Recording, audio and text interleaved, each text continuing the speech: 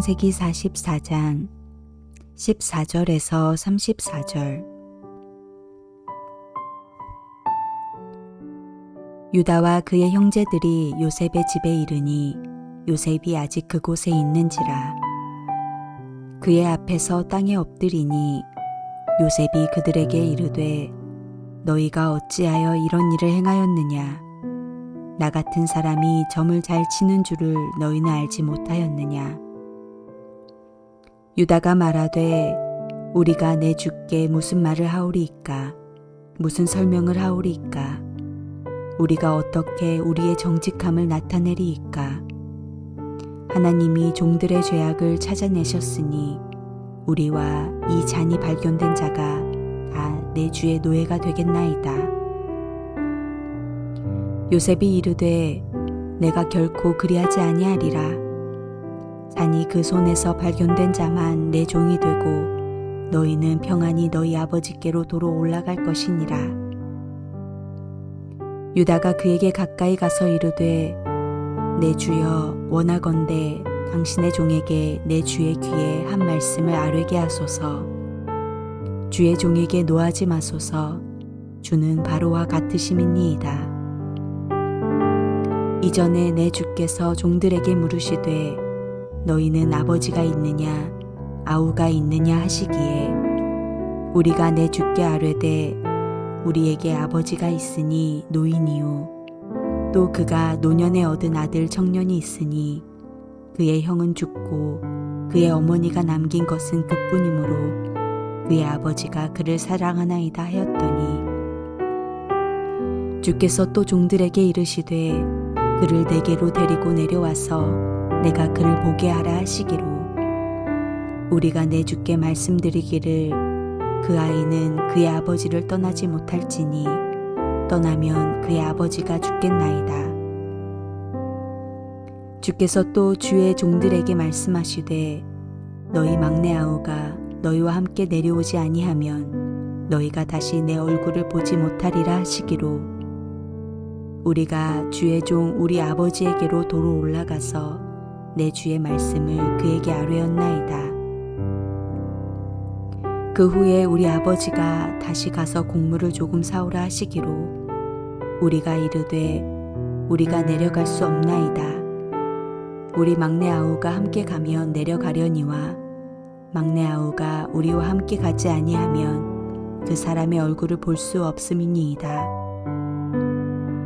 주의 종 우리 아버지가 우리에게 이르되 너희도 알거니와 내 아내가 내게 두 아들을 낳았으나 하나는 내게서 나갔으므로 내가 말하기를 틀림없이 찢겨 죽었다 하고 내가 지금까지 그를 보지 못하였거늘 너희가 이 아이도 내게서 데려가려 하니 만일 재해가 그 몸에 미치면 나의 흰 머리를 슬퍼하며 스올로 내려가게 하리라 하니 아버지의 생명과 아이의 생명이 서로 하나로 묶여 있거늘 이제 내가 주의 종 우리 아버지에게 돌아갈 때에 아이가 우리와 함께 가지 아니하면 아버지가 아이의 없음을 보고 죽으리니 이같이 되면 종들이 주의 종 우리 아버지가 흰 머리로 슬퍼하며 소울로 내려가게 함이니이다.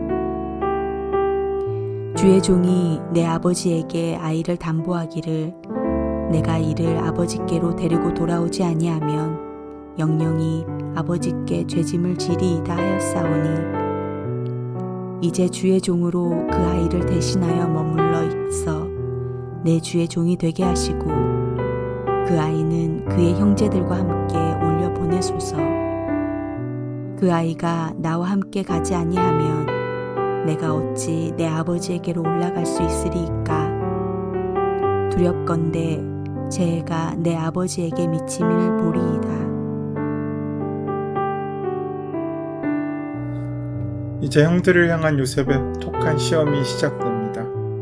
아버지의 사랑을 독차지하던 동생 요셉을 이집트의 노예로 팔아버렸던 그들은 이제 아버지의 편애를 받는 또 다른 동생 베냐민이 노예로 끌려갈 상황 앞에 섰습니다. 요셉은 형들의 반응이 궁금하고 형들은 과거의 상황이 자신들을 정죄하고 있음을 느낍니다. 우리는 오늘 본문을 통해 요셉의 내면의 모습을 볼 수 있습니다. 요셉의 내면적인 모습에서 우리가 배울 수 있는 것은 형제를 향한 그의 사랑입니다. 용서할 수 없는 사람을 용서하고 사랑할 수 없는 사람을 사랑하는 것입니다. 끝까지 사랑하는 그의 모습을 보게 됩니다. 누군가 나를 사랑하면 나도 그를 사랑할 수 있습니다. 그것은 쉽습니다. 나한테 잘해주는데 못해줄 까닭이 없습니다. 나를 격려해주고 미소를 지어주는 사람을 보면 어떻게 사랑하지 않을 수 있겠습니까? 그런 사랑 말고 상황이나 상대에 상관없이 원수일지라도 나에게 손해를 끼쳤을지라도 그를 용서하고 사랑하는 것이 우리가 배울 요셉의 사랑입니다. 요셉은 형들을 사랑했습니다. 조건 없이 사랑했습니다. 절대적으로 사랑했습니다. 또 일방적으로 사랑했습니다. 형들의 반응을 보아서 한 사랑이 아니었습니다. 그래서 요셉의 사랑 속에는 예수님의 사랑이 발견됩니다. 저는 우리가 하고 있는 사랑 속에서 예수님의 사랑이 발견되었으면 좋겠습니다. 감정적인 사랑이나 상황적인 사랑, 인간적인 사랑이 아니라 예수님이 있는 바로 그 사랑, 십자가가 있는 바로 그 사랑이 우리의 사랑으로 시작되기를 원합니다. 오늘 본문은 그 사랑으로 새롭게 된 형들의 사랑의 모습을 찾아볼 수 있습니다. 요셉의 치밀한 계획 때문에 형제들은 자신도 모르는 사이에 낭패에 빠지고 맙니다. 형들이 잘못해서 빠진 것은 아닙니다. 요셉이 친 그물에 걸린 것입니다. 그러나 거기에 놀라운 비밀이 있습니다. 형들은 요셉이 친 그물에서 빠져나올 수 없었습니다. 변명의 여지가 없게 되었습니다. 자신들은 분명히 잘못한 것이 없는데도 보따리를 열어보니까 거기에 은장과 돈이 있었습니다. 그것은 억울한 일이지만 입이 10개라도 할 말이 없는 그런 상황이었습니다. 이런 억울함 가운데 벗어날 힘도 능력도 방법도 그들에겐 없었습니다. 이럴 때가 되면 우리의 마음이 가난해집니다. 이때 사람들은 누구를 바라보겠습니까? 하나님을 바라보게 됩니다. 우리는 여기서 새로운 사실을 발견합니다. 20년 전 형들의 모습과는 전혀 다르다는 것입니다. 시간이 지나면 우리도 변화된 사람이 될 수 있어야 합니다. 어떤 사람은 자존심 때문에 변하지 않는 사람이 있습니다. 그러나 참된 신앙은, 참된 사랑은 우리의 성격과 인생과 삶을 변화시킵니다. 성격은 신앙의 틀입니다. 우리의 성격이 변하지 않고는 아무 것을 집어넣어도 안 됩니다. 틀을 바꿔야 합니다. 아무리 새로운 것을 집어넣어도 내 틀이 바뀌지 않으면 우리는 옛날로 돌아갑니다. 형들은 지금 기막힌 상황 가운데 처해 있습니다. 16, 17절 말씀을 보시면 우리와 이잔이 발견된 자가 다 주의 종이 되겠습니다 라고 그들은 포기했습니다. 여기에 중요한 단어가 있습니다. 우리라는 단어입니다.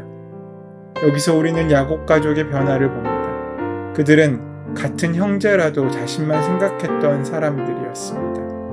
이것은 오늘날 우리에게도 찾아볼 수 있는 모습이기도 합니다. 형제가 어려움을 당해도 자신의 것을 다 팽개치고 가서 구해오는 사람은 별로 없습니다. 이것저것 다 따지며 내 이익을 따지면서 상황을 피해갑니다. 그런데 요셉의 형들이 변했습니다. 공동의 책임을 지겠다고 나선 것입니다. 그 은잔이 발견된 베냐민의 책임으로 몰고 가는 것이 아니라 우리의 책임으로, 공동의 책임으로 지겠다고 나선 것입니다. 이것이 요셉의 형들에게서 발견되는 변화입니다. 역설적이게도 요셉을 팔자고 제안했던 유다가 그 앞에 섭니다. 그들은 달라져 있었습니다. 이 상황을 보십시오.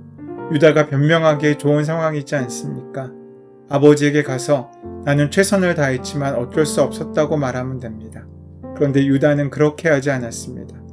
유다는 그 마음속에 자신의 안전보다는 늙은 아버지의 마음을 생각하고 있었습니다. 먼저 자신들이 살 궁리를 하지 않습니다.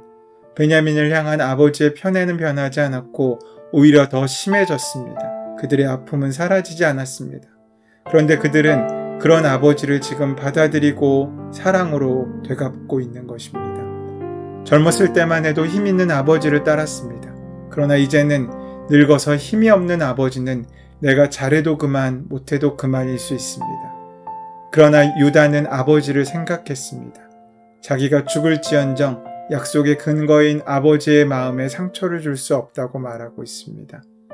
막내 동생을 향한 아버지의 사랑이 얼마나 지극한지 그 생명이 연결되어 있을 정도이니 유다는 아버지를 위해 막내 동생을 대신하여 자신이 종이 되겠다고 간청합니다.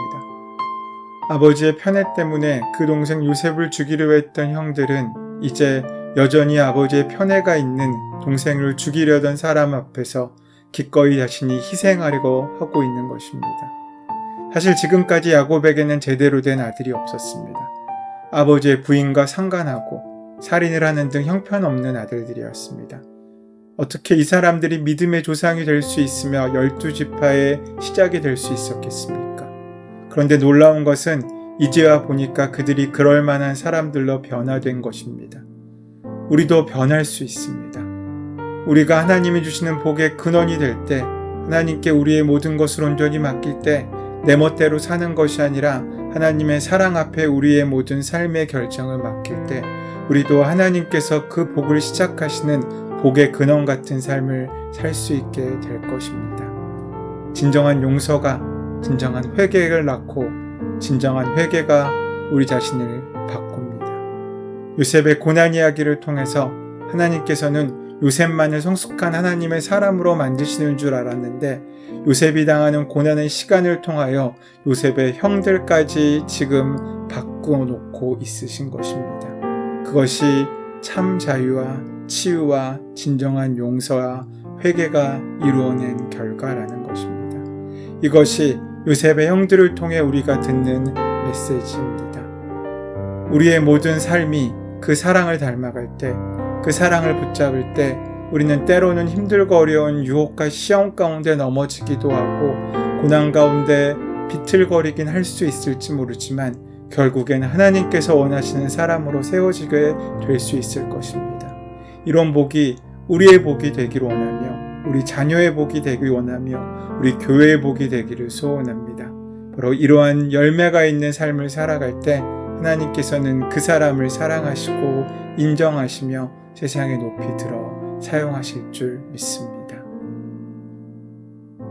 저희를 사랑할 수 있는 존재로 지으신 하나님, 우리가 우리의 생각과 욕망을 넘어서 하나님의 영광을 드러내는 사랑으로 살 수 있도록 인도하여 주시옵소서. 예수 그리스도의 이름으로 기도드립니다. 아멘. 이제 오늘 허락하신 말씀을 함께 깊이 묵상하심으로 오늘 나에게 주시는 말씀으로 받아들이길 되기를 바랍니다. 우리의 삶의 모든 문제와 간구들, 하나님 앞에 나아갈 수 없게 우리를 묶고 있는 그 모든 것들을 온전히 이 시간 보혈의 공로 앞에 내어놓고 오늘 하루 하나님께서 이끄시는 그 자리에 자유롭게 나아가 은혜를 경험할 수 있도록 함께 기도하는 시간 가지도록 하겠습니다. 함께